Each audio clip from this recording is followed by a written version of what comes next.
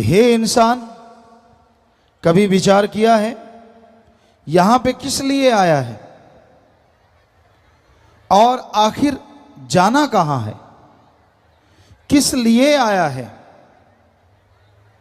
आमतौर पे लोगों का एक रवैया बन चुका है, खाओ पियो ऐश उड़ाओ, ये जग मीठा अगला किसने देखा है। अगला जिन संतों ने, पीर फकीरों ने, पैगंबरों ने देखा है उनकी मानने को तैयार नहीं होता। उनके लिए कह देता है कि नहीं, वो वैसे ही कहते हैं, फजूल की बात करते हैं, यूं ही कहते हैं, जबकि ऐसा नहीं है। तो भाई ये सोचो, आप किस लिए आए हैं, क्या आपका काम है और क्या कर रहे हो, ये जानना अति जरूरी है।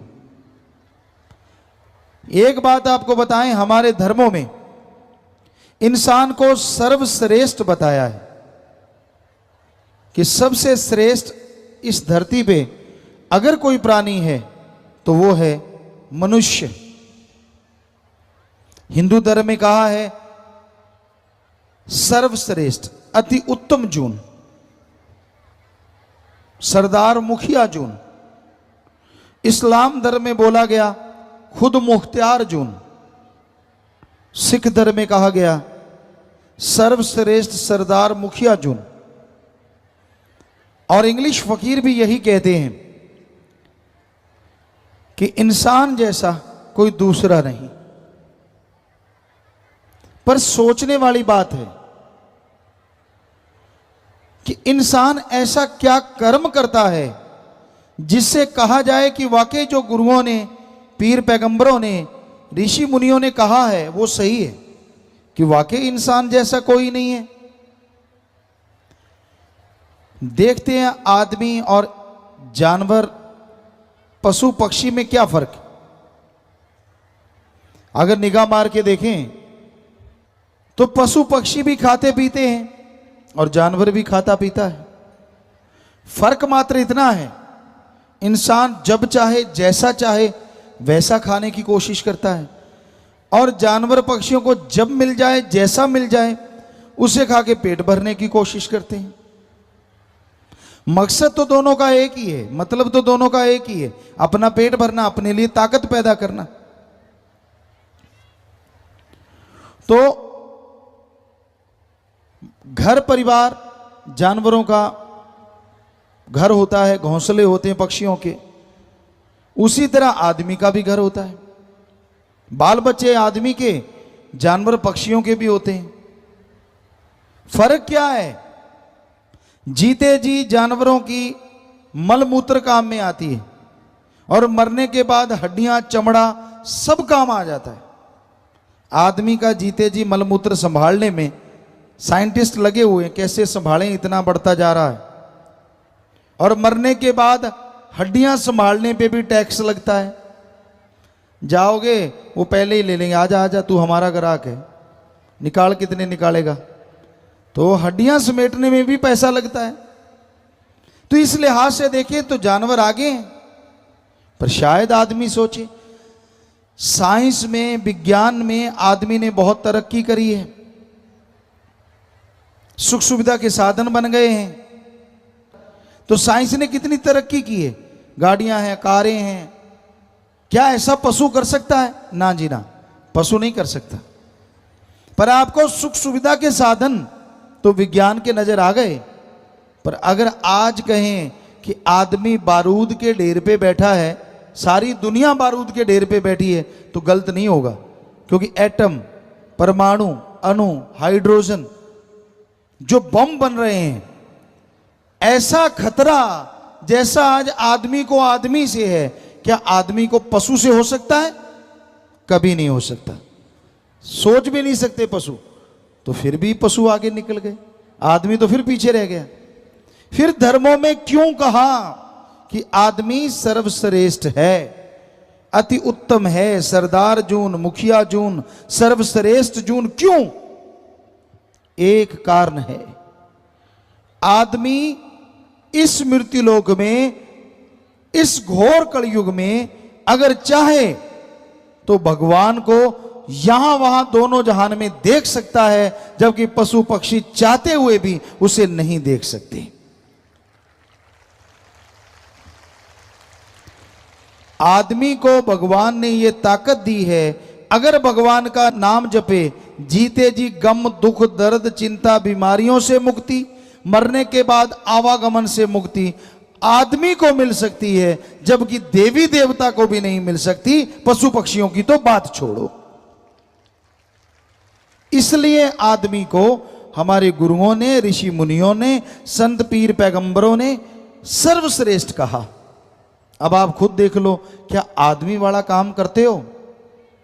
कभी भक्ति करते हो कि सारा दिन चुगली निंदा हथाई कर रहे हैं, इधर की उधर, उधर की इधर, इधर को उंगली लगाई लड़ दी, उधर के लगा दी? तो भाई ये कोई आदमियों वाले काम है? हमारे वेद शास्त्र, हमने सभी पवित्र ग्रंथ पढ़े, हिंदू धर्म के हमारे वेद शास्त्र, और जिनमें गीता रामायण महाभारत चारों वेद, पांचवा वेद महाभारत को भी कहा जाता है।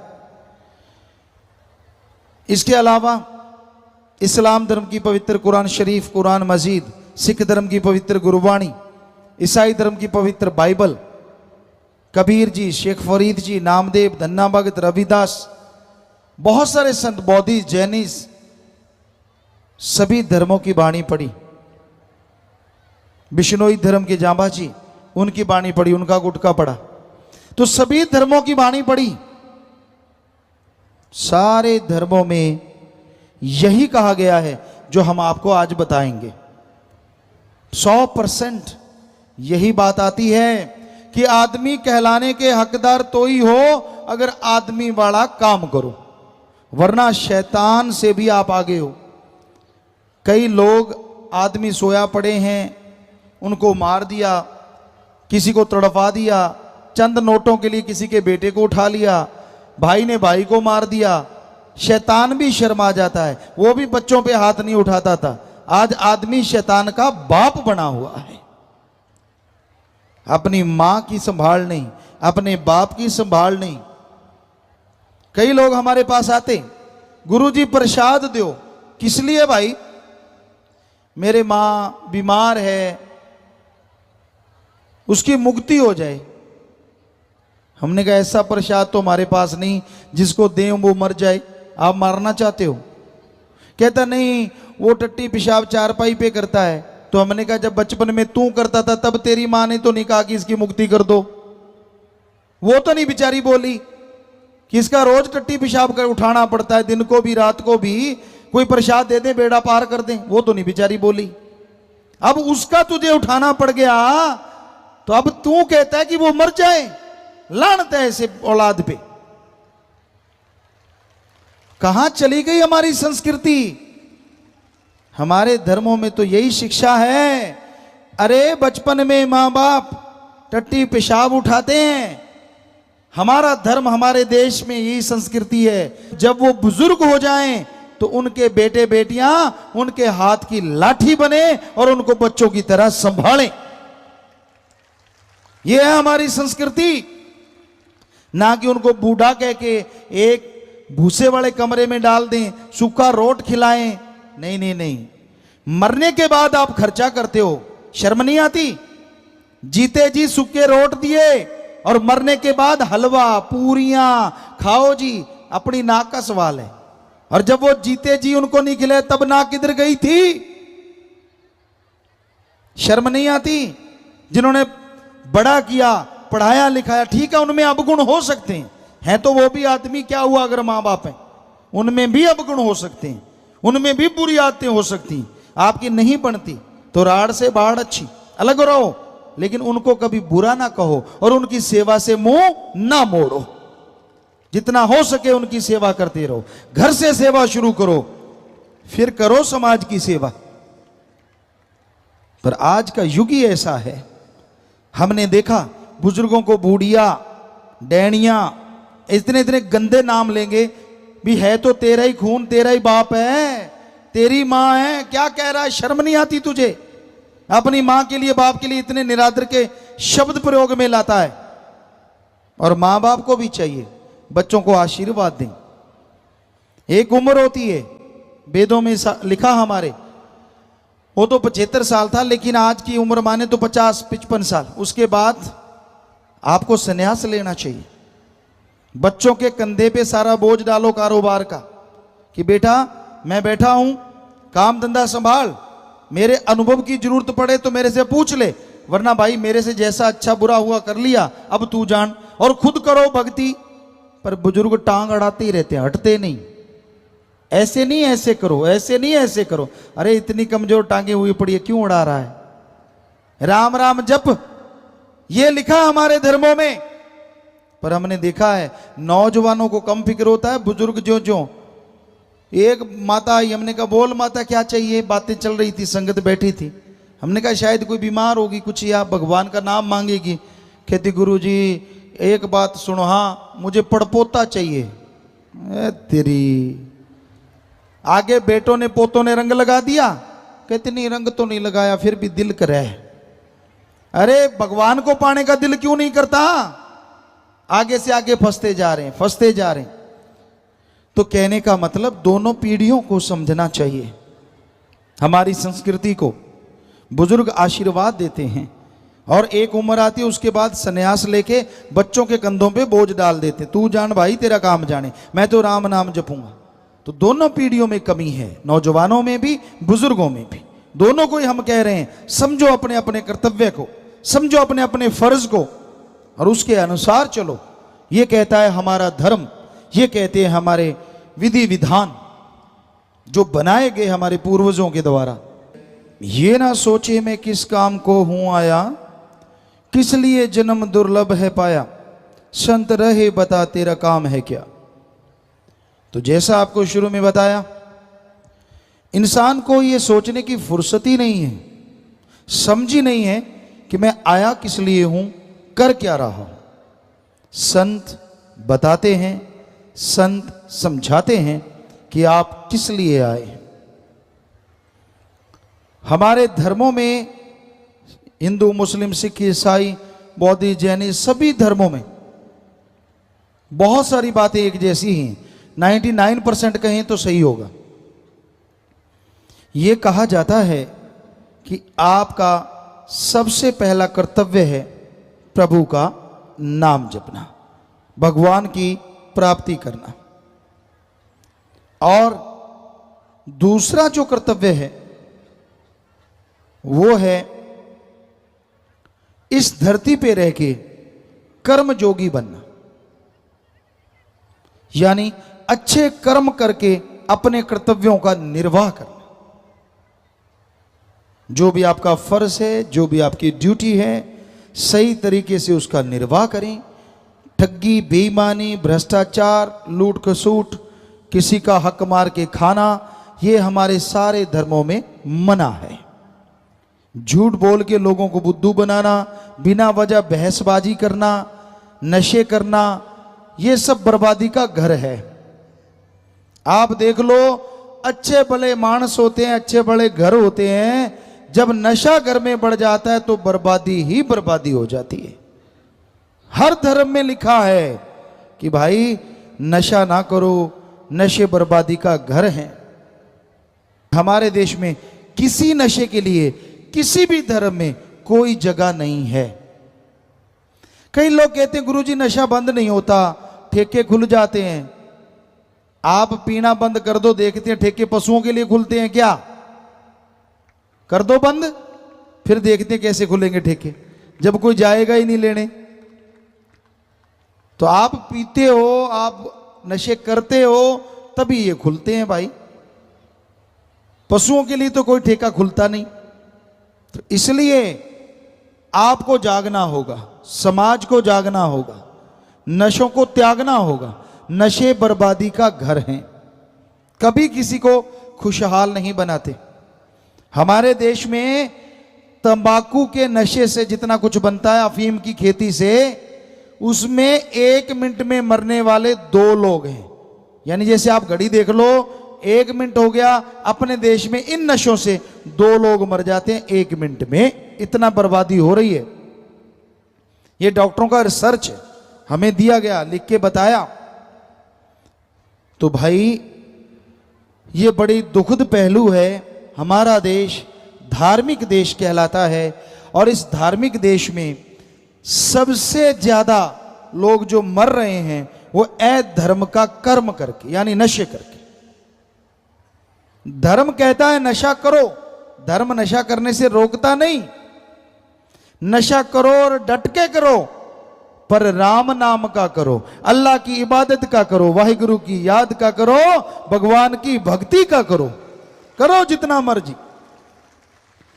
फर्क क्या है दोनों नशों में? अब दुनिया के नशे जितने करोगे, शरीर बर्बाद, तन बर्बाद, मन बर्बाद, आत्मा बर्बाद, परिवार बर्बाद, घर बर्बाद और कुल का नाश। और राम नाम का नशा करोगे, समाज में इज्जत, शरीर तंदुरुस्त, अंदर सुरूर, चेहरे पे नूर और कुलों का उद्धार हो जाएगा। जमीन आसमान क्या, कहीं भी मुकाबला नहीं। इतने जबरदस्त है राम नाम, अल्लाह मालिक की भक्ति इबादत का नशा। करो तो सही।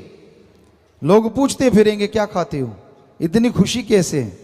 आजकल खुशी लाने के लिए क्लब बने हैं बड़े बड़े महानगरों में, और वहां पैसा लेते हैं और हा हा ही हु हु। अब आपके सामने कोई हा हा करेगा तो आपको भी हा तो हो गई, पर ऊपर से हा होने से अंदर के गम नहीं मिटा करते।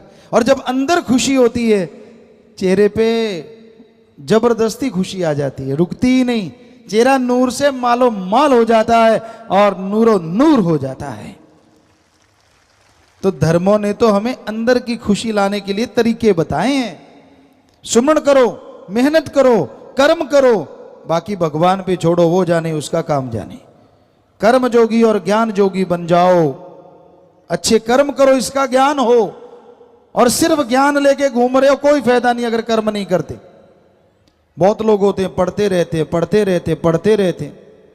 हमारे धर्मों में लिखा है पढ़ पढ़ के चाहे ट्रक भर लो, बड़े बड़े हाल कमरे भर लो किताबों से, पढ़ते गए और अमल के नाम पे जीरो। छोटा सा उदाहरण आपको दें, घर में घी है, दूध है, छाछ है, बादाम है, मक्खन है, सब ताकत की चीजें हैं। पर खाओ ना, सुबह शाम धोख मारते रहो तो ताकत आ जाएगी क्या? नहीं आएगी, नहीं आएगी ताकत।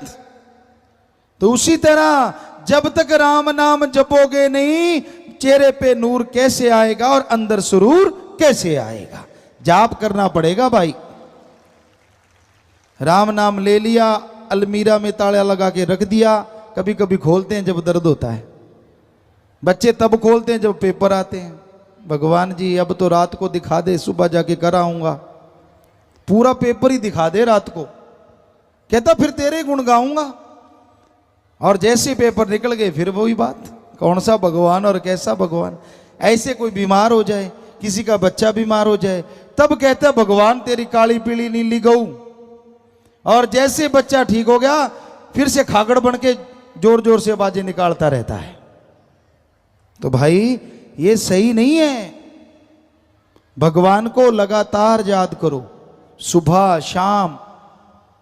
जैसे जरूरी है ना रोटी खाना, भोजन करना, वैसे समझो भगवान का नाम लेना भी जरूरी है। भोजन करने से ताकत आए ना आए, हम आपको लिख के गारंटी देते हैं, राम नाम सुबह शाम जपने से आपको ही नहीं, आपकी कुलों को भी ताकत आएगी, आपके परिवार तर जाएंगे। ऐसा है राम नाम। फिर भी आप ना जाप करना चाहो तो भाई हम क्या करें? ऐसी तो कोई चीज नहीं, जैसे भैंस को खिलाते हैं, एक पाइप सी होती है लकड़ी की, अगर वो दवाई ना ले तो भर के उसके मुंह में ठूंस देते हैं कि पीना ही पड़ेगा। अब ऐसा तो आपके साथ हम कर नहीं सकते कि राम नाम डाल के मुंह में डालने के ले पीना ही पड़ेगा। आप तो आदमी है, मानस है, पशु तो है नहीं। इसलिए आप मर्जी के मालिक हैं और अपनी मर्जी से ही जाप करो, फिर देखो नजारा। सच्चे दिल से, सच्ची भावना से अगर जाप करोगे तो फल मिलेगा। कहते शिकारी वो होता है जिसको लगे लगे ना करना पड़े, अपने आप ही पकड़ ले शिकारी। और उसी तरह भगवान की खुशियां, अल्लाह राम परमात्मा की खुशियां वो हासिल करता है जिसको कहना ना पड़े कि भाई तू भगवान की भक्ति कर, उसके अंदर तड़प पैदा हो जाए, लगन लग जाए, और वो सच्ची रुचि से और पूरी खुशी से भगवान का नाम ले, कुछ मांगे ना, बिन मांगे मोती मिले और मांगे मिले ना भीख। पता नहीं क्या बख्श दे भगवान। सच्चे दिल से अगर उसकी भक्ति करो, सच्ची भावना से अगर भक्ति करो। लोग कहते हैं भावना, श्रद्धा किसे कहते हैं? आज की श्रद्धा है पैसा। मंदिर, मस्जिद, गिरजाघर, गुरुद्वारा, कहीं भी जाइए, हमने देखा सभी धर्मों को मानते हैं, सभी जगह जाते हैं। क्या कहा जाता था जब हम गुरुगद्दी पे नहीं आए? तेरी जो श्रद्धा है चढ़ा दे। श्रद्धा थोड़ी चढ़ाई जाती है। कहते नहीं नहीं पैसा, मतलब श्रद्धा का, भावना का दूसरा नाम पैसा है। अब लाख रुपए की ठगी मारी, 1000 रुपए भगवान को चढ़ा दिए, ये कौन सी श्रद्धा है भाई? ये तो उल्टा भगवान को हिस्सेदार बना लिया कि भगवान मैंने लाख की ठगी मारी है, उसमें से 1000 तेरे हिस्से का तू ले ले, मेरा 99,000 एक नंबर का बना दे, तू भी खुश और मैं भी खुश। ये तो उल्टा भगवान को हिस्सेदार बना लिया ठगी में। इतना कम हिस्सा आदमी आदमी से नहीं लेता, वो भी कई परसेंटेज ढूंढता है, 10, 20, 30। हाँ, ऐसे थोड़ी ना कि इतने से काम चल जाएगा। पर हकीकत ये है, वो 1000 भी भगवान नहीं लेगा, आपने चढ़ाया और आपके जैसे कि उठा के खा जाएगा। आप खुश कि मैंने मालिक को दे दिया, और वो खुश मैंने मालिक से ले लिया। बीच में ही रगड़ा रगड़ी, मालिक तक एक पैसा नहीं गया। तो ये भावना नहीं है, ये श्रद्धा नहीं है। सच्ची भावना कौन सी होती है? मालिक ना करे, जैसे आपका कोई बेटा बीमार हो जाए और आप उससे बहुत प्यार करते हैं, बहुत श्रद्धा है उसके लिए, बहुत भावना है, आपकी आंखों से अपने आप आंसू चल पड़ते हैं, आपका दिलो दिमाग तड़प जाता है, आप व्याकुल हो जाते हैं, रोते हैं, तड़पते हैं। ये है श्रद्धा, ये है भावना बाप और बेटे की। यानी आप अपने औलाद के लिए इतनी श्रद्धा रखते हैं, इतनी भावना रखते हैं। रुपए में 100 पैसा आप अपने बेटे के लिए श्रद्धा रखते हैं। ऐसी ही श्रद्धा, ऐसी ही भावना आप भगवान के लिए रुपए में 15-20 पैसे बना लो, गारंटी हम देते हैं भगवान के दर्शन आपको जरूर होंगे। ये है सच्ची श्रद्धा, सच्ची भावना। पैसे का नहीं भूखा भगवान, खाने पीने का नहीं भूखा। कभी भगवान को खाते देखा है? कभी नहीं खाता। लड्डू पेड़े हलवा चढ़ाया और खुद ही रगड़ गए। मैं तो बकरा चढ़ाऊंगा देवी को। बकरा, बकरा क्या चढ़ाएगा? मुंडी काट के देवी को दे दी, जिसमें खोपड़ है, मांस नहीं है अच्छा, और अच्छे मांस वाला हिस्सा खुद रगड़ गया। देखो होता है कि नहीं ऐसा? बताओ सच। ऐसा ही होता है। देना तो पूरा बकरा दे, कोई नहीं देता। क्योंकि हमने धर्मों में पढ़ा है, देवी देवता फरिश्ते कभी निर्दोषों को तंग नहीं करते। तो बेचारे बकरे छतरों ने तो किसी का बुरा नहीं किया होता, वो तो निर्दोष हो गए। वो तो निर्दोषों का साथ देते हैं देवी देवता। तो ये आपका ही बनाया हुआ प्रोग्राम है कि उसको ये दे के खुश कर लेंगे, क्योंकि खुद खाना है उसके नाम पे। वो नहीं किसी को मारते, वो नहीं कहते कि मुझे बकरा दे, छतरा दे, ये दे। हमने पढ़ा है देवी देवते निर्दोषों का साथ देते हैं और जालिमों का खात्मा करते हैं। ये उनका नाम होता है, देवी देवता फरिश्ते। तो इसलिए भाई ध्यान रखो, देवी देवता के नाम पे किसी जीव को मारो ना, ये सही नहीं है। रूहानियत के हिसाब से, वेद शास्त्रों के अनुसार ये सही नहीं है। वो खुश होता है जो भावना हमने आपको बताई, श्रद्धा जो आपको बताई। ऐसी तड़फ, ऐसी व्याकुलता अंदर पैदा कर लो, ऐसे शुद्ध विचार अंदर पैदा कर लो, ताकि वो भगवान आपको दर्शन दे। अल्लाह राम मालिक की कृपा दृष्टि रहमो करम आप पे मूसलाधार बरसे और आपके गम दुख दर्द चिंताएं पल में खत्म होती चली जाएं। आगे आया जी कि आदमी को आदमी वाला कर्म करना चाहिए। पता नहीं कितने चक्कर लगा के, कभी पक्षी पशु, कभी मछली बना, कभी सुअर खच्चर, पता नहीं कितने शरीरों में से होके मनुष्य शरीर का ये आत्मा को शरीर मिला है।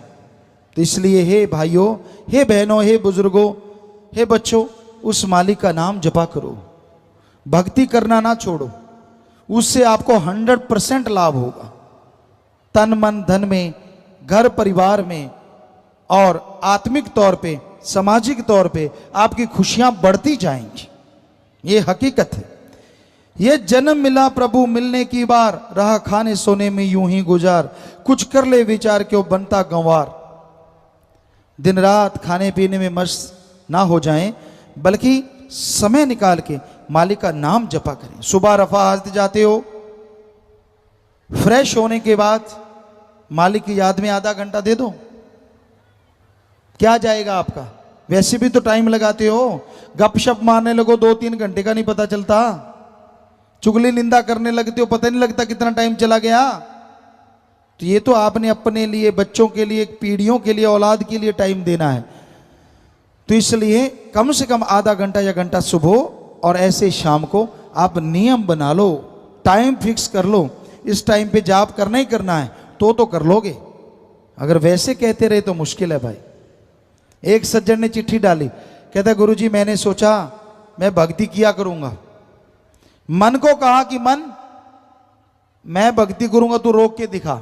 मन कहता कर ले भक्ति, मुझे क्या। कहने लगा रात को रोटी कम खाऊंगा, आधी रोटी कम खाऊंगा ताकि सुबह जल्दी जाग जाऊं, और रात को रोटी खाने लगा। कहता सब्जी इतनी स्वाद लगी पहले कभी लगी नहीं थी, आधी कम खानी थी, एक ज्यादा ठोक गया, सुबह उठा ही नहीं गया। उठे कहां से, आड़ से आ गया। अगले दिन कहता नहीं आज लड़ेंगे अपन, चलो रोटी जैसे तैसे कंट्रोल किया, थोड़ी खाई, सुबह जाग भी आ गई। 4 बजने में 5 मिनट रह रहे थे।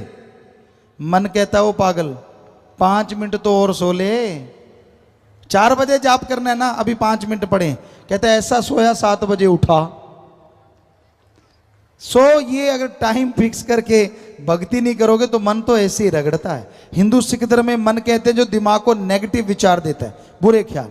इस्लाम धर्म में कहते हैं नफस, तो ये बुरे ख्याल देता है। इससे लड़ने के लिए चलते, काम धंधा करते, लेट के, बैठ के आप सुमन करेंगे तो मन रुक सकता है, वरना मन नहीं रुकता। हंकार देगा, खुद ही में डुबोए रखेगा, मुझे ये क्यों नहीं, मुझे वो क्यों नहीं, मुझे फला क्यों नहीं, पता नहीं क्या क्या मन की रील चढ़ी रहती है। एक उतर जाती है दूसरी तैयार, दूसरी उतर गई तीसरी तैयार, गलती गलत, बुरे बुरे, खोटे खोटे विचार देता है। इसलिए मन से लड़ना कलयुग में सच्ची भक्ति है। और मन से लड़ने के लिए राम नाम के जाप के बिना कोई दवा नहीं है। राम नाम का जाप करना होगा तभी मन रुकेगा, वरना मन तो भाई सबसे चंचल है। सूर्य का प्रकाश की गति बड़ी तेज है, हवा भी तेज है, लेकिन मन की गति इन सब से तेज है। पर मन की गति से अगर कोई तेज गति है तो वो आत्मा की गति है। उसकी स्पीड मन से कई गुना ज्यादा है, हजारों लाखों गुना ज्यादा। पर वो चुप हुई बैठी है। जब उसे हनुमान जी की तरह याद दिलाओगे राम नाम के द्वारा कि तेरी गति इतनी है, तो वो दौड़ेगी और मन पानी भरेगा, मन चुप हो जाएगा और भलाई नेकी में आप आगे बढ़ते जाएंगे। तो उसके लिए सुमरन करना ही होगा, भक्ति करनी ही होगी। नाम जपने से जो जीव घबराते हैं सीधे नरक 84 में पड़ जाते हैं।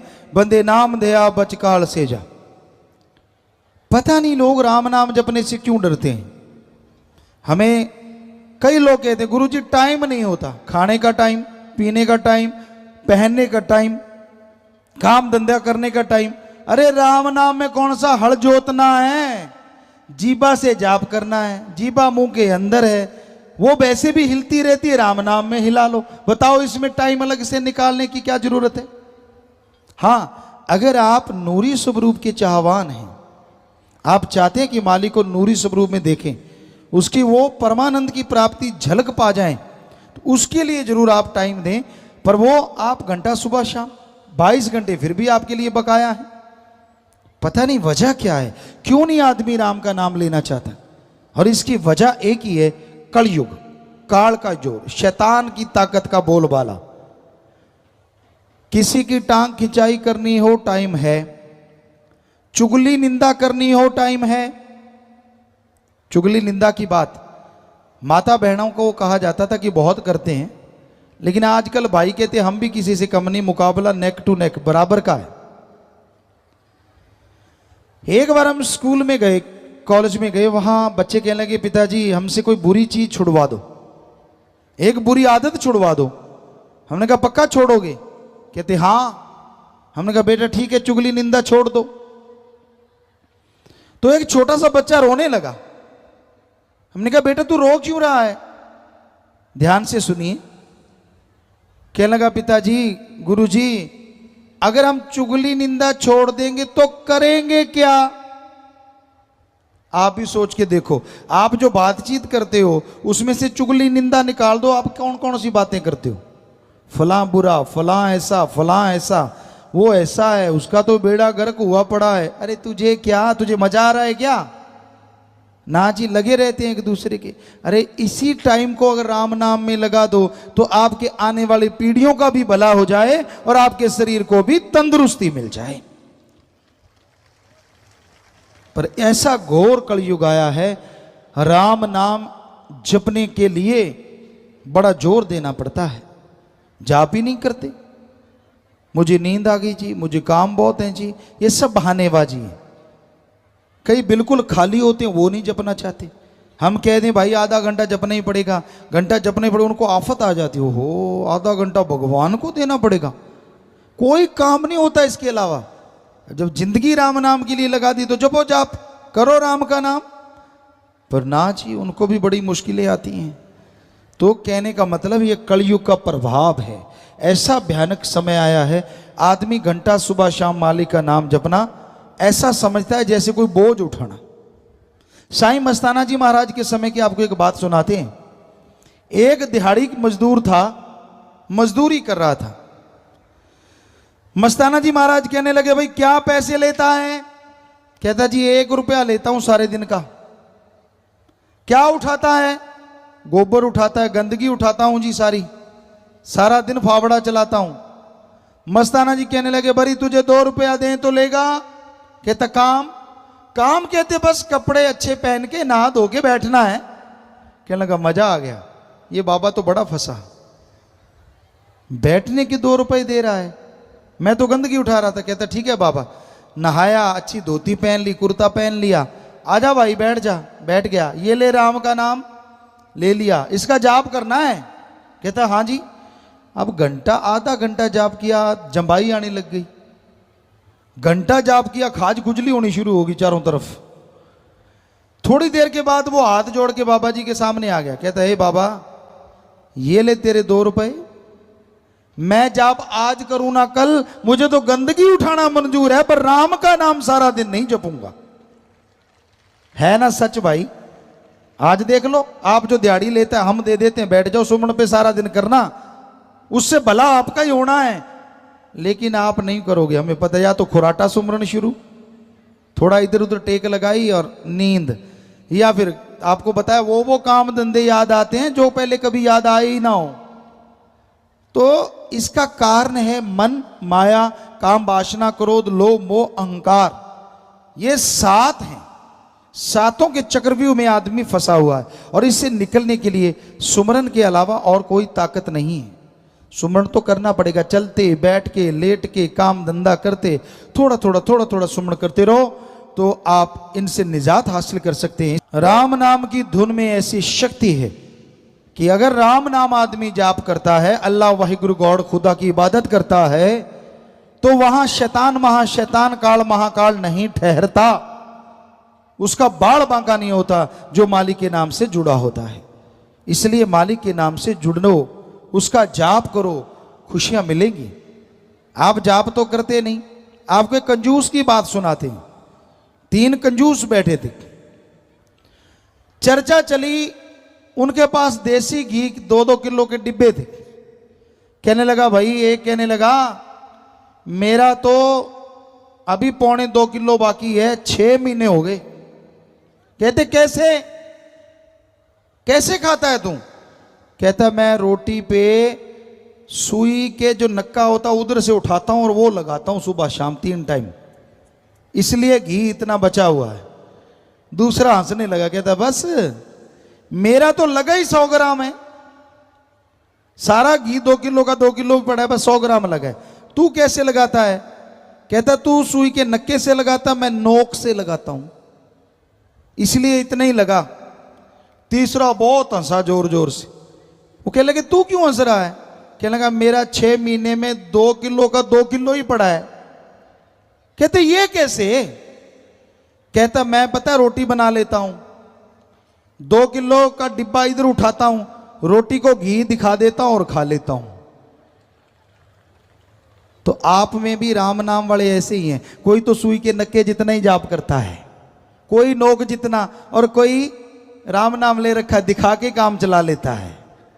बताओ फायदा कहां से होगा भाई? फिर कहेंगे गुरुजी झूठ बोलते। गुरुजी तो सच बोलते हैं, जाप आप नहीं करते। गुरु बेचारा क्या करे, जा सिखड़ में चूक।